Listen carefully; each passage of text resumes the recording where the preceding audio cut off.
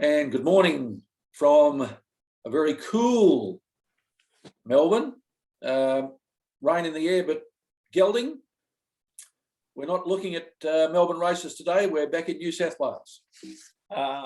Yes, Professor. Look, we went to Caulfield, but look, had a look at Randwick. And again, this is one of racing's very, very good days. This is normally held over Easter, but with the races being called off for the week, everything was put back a week. Derby Doncaster Day, just fantastic racing. You also have Group 1s for the sprinters in the TJ Smith, just worth a cool $2.5 million. And of course, you have a Group 1 for the 2-year-olds in the English sires worth $1 million. But Derby Day, again, $2 million, and Doncaster worth $3 million. So an excellent day's racing, Professor. Where the track is a soft 7 Gelding and the rail is in the true position. Who would have thought, Gelding, a race meeting where you've got a whole lot of feature races on the card and the rail's in the true position? My goodness. Who's made a mistake? Well, Professor, a lot better than last week in the biased track that was Randwick, where, as we say to our listeners, you've got to watch the first couple of races, because here we are. We're doing tips basing everything on the track will be give every horse a chance.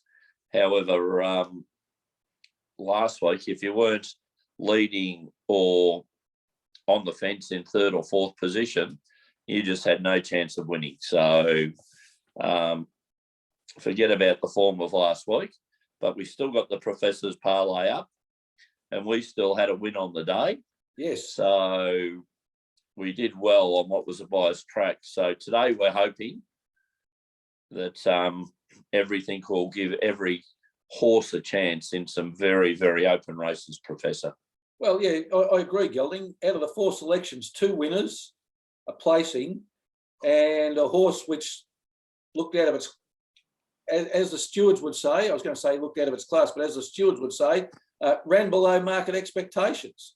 Oh, well, Professor, that's Cherry Tortoni, which ran 5th. Like, it was only half a length away from 3rd, but, it was out in the middle of the track, running its normal pattern of racing. We knew it would get back and would have to come wide. Didn't have a chance in those conditions, Professor. Yeah, exactly. All right. One last measurement, Gelding, the penetrometer, which I know you love.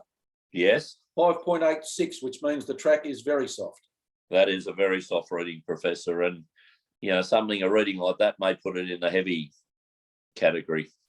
And I've checked all my tips today to see how they've run in those conditions, Gelding, and I think I can give them the thumbs up. So without further ado, what are your 2 red hot tips for today's Randwick meeting? Well, Professor, I'm probably going to go the hardest race on the program. I like the feature races, as you well know. And I'm going race 9, number 1, Mugger 2, Chris Lee's Bowman.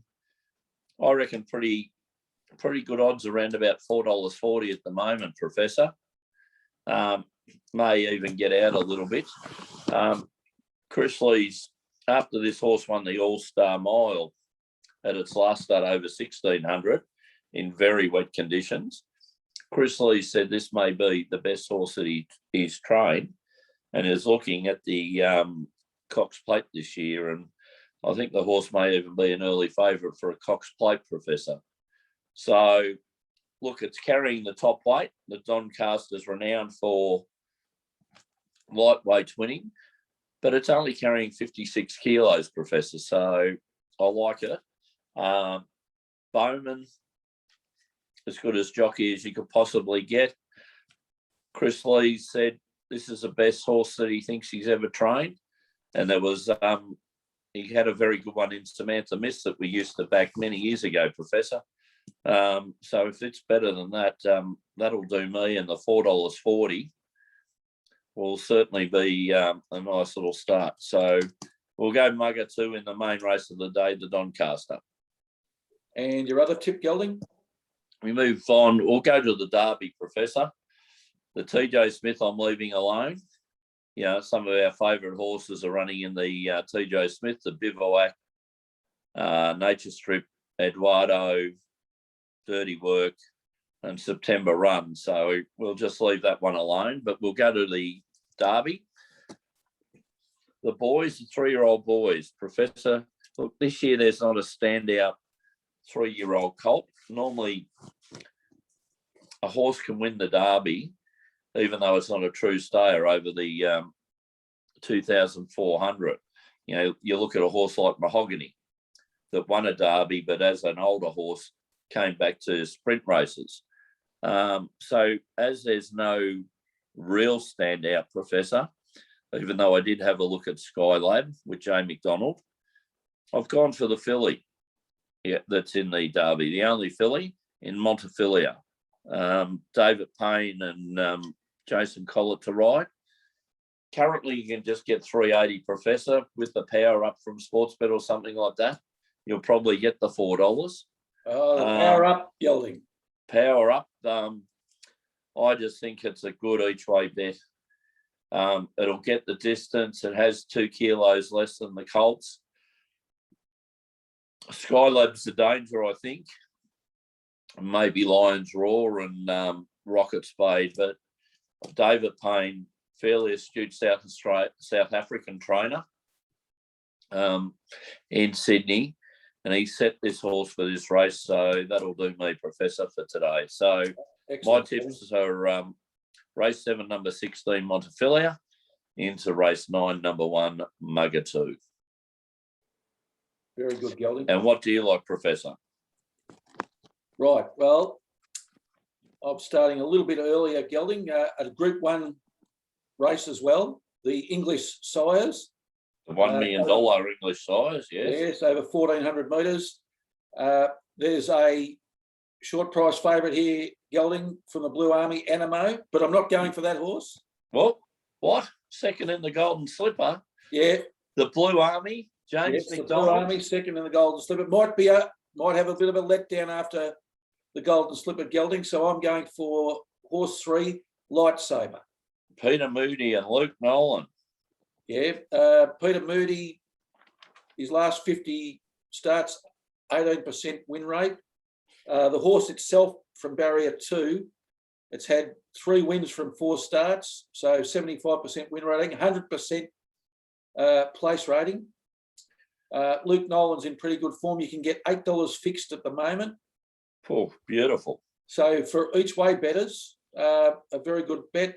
For our filters, it's 1 at the distance. So I'm just thinking Animo might have a bit of a letdown after the Golden Slipper, and Lightsaber might just slip in there. Yes, Professor, can't say Lightsaber. I think he'll be leading probably at the 200 metre mark, and it's whether Animo can make up the ground to catch it, I suppose. By one of your favourite sires, I noticed, Suitstar. Yes. You did race the Suitstar, didn't you? Yes. Yeah. Not as, it didn't go as well as Lightsaber. Well, it looked as if it might have, Atlantic Miss. The Zoostar Mokaraba. Yes.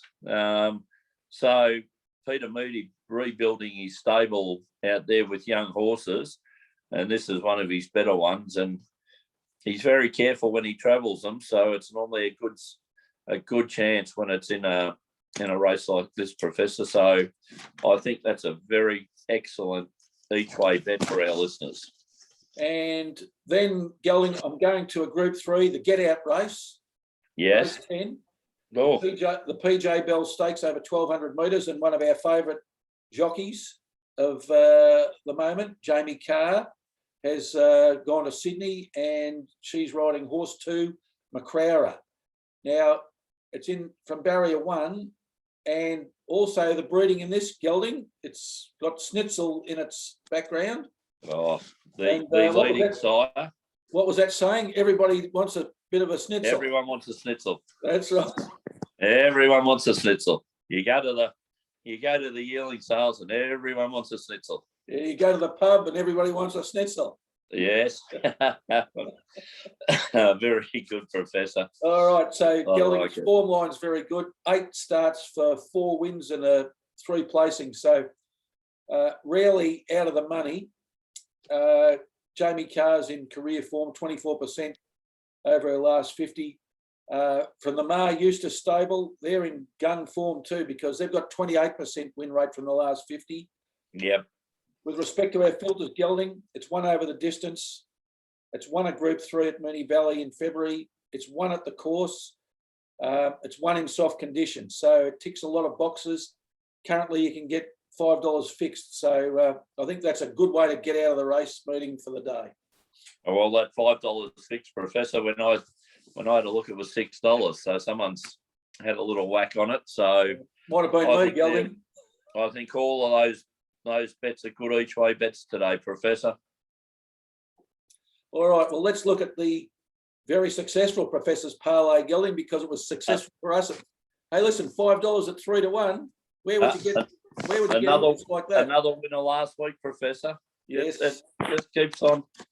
It's one of those good things. Small fish are sweet. Yep. And the Professor parlays, the very successful Professor parlays, keeps on giving. Keeps on giving, Professor. It does, Gelding. It certainly does.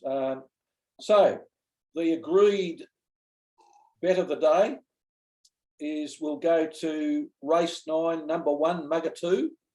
Yep. Into, and I've drawn some expert information from Paul Deligan. Oh, Captain Runamuck. Yes, NRL. The Giraffe. The Parramatta Eels to beat St George. Oh, okay. They're right up there, the Eels this year, aren't they? Yeah, they've started 4-zip Gelding. They're showing $1.28, which isn't bad odds. St George have won 3, but 2 of those wins have been against cellar dwellers. So I sort of discount how well they might go. I think the Eels at home, far too difficult a task for St George. Into, by the way, that matches tomorrow at 6:15 p.m. Oh, good. Into, we'll go for the EPL Gelding tonight's game. Well, Manchester City, who are leading the table. Oh, they've been good to us. They've been very good to us, Gelding. Oh, they have been good. You know, I worry about the EPL. To beat Leeds United, Manchester City playing at home. Manchester City on top with a goal difference of plus 45. Leeds currently 11th on the table at -1. That's and what odds will we be getting there, Professor? So Manchester City are at $1.25. Right. So the Professor's parlay currently showing the juicy odds of 7 to 1. Oh, nice, Professor. Very nice. I suppose the Doncaster will be the hard race with Mugger 2. Hopefully we get that back, but I do like your other picks in the Eels and Man City, Professor. So I give it every chance, Professor, getting up again. Yep. Well, fingers crossed, Gelding. Tomorrow we've got Sports Fan Radio. Most of the crew will be back. Dan Butley might be back. He's game time decision. Right. Yeah, he's got some other things on, so might be a game time decision for him. But otherwise, the full panel back tomorrow on Sports Fan Radio. An early kickoff tomorrow, Professor. Early kickoff for us, Gelding, but I'll upload it later in the day, so it's on the on Facebook, YouTube, and all the regular socials at the regular time. Lovely. Would you be heading anywhere tomorrow, or that we've got this early start, or could be the MCG tomorrow, Gelding? Could be the Elk. Are you expecting a bigger crowd than Melbourne's round 1 game when no one turned up? Well, Melbourne fans can be a little bit fickle, Gelding. So I would expect, given that they're 3-zip at the moment, there might be a slightly bigger crowd there for the D's. I think there will be a very, very big crowd. And Professor, just to quickly mention, we have an interesting one going around at Werribee tomorrow. Which horse is that, Gelding? Today, Werribee. Race 4, number 2, drop the mic. And you tell everybody to put the superannuation fund on it? Oh, no, Professor. How can I tell people when a horse has won 1 race out of 15 to put the superannuation payment on it? But look, he's a very consistent horse. He's had 7 placings Professor out of those 15 starts, but he's at the very prohibitive odds of $3 at Werribee today in favourite. Oh, geez. So, look, I could recommend a place better on each way bet, but at those odds, I think very, very short. So Gelding will be odds on by the time I put the super fund on it. Oh, Professor, look, it's a winnable race, but it's a horse that I can't give you any confidence to kind of back, at those kind of odds. But anyway, look, I've got to mention it out there for our listeners, and they can make up their own mind. But maybe look for it to run in the Quinella or something if you can find something at a bit of juicy odds. So maybe the way to go. All right, Gelding. Well, that's racing in any event. Until That's next racing, Saturday, Professor. it's good luck And good punting.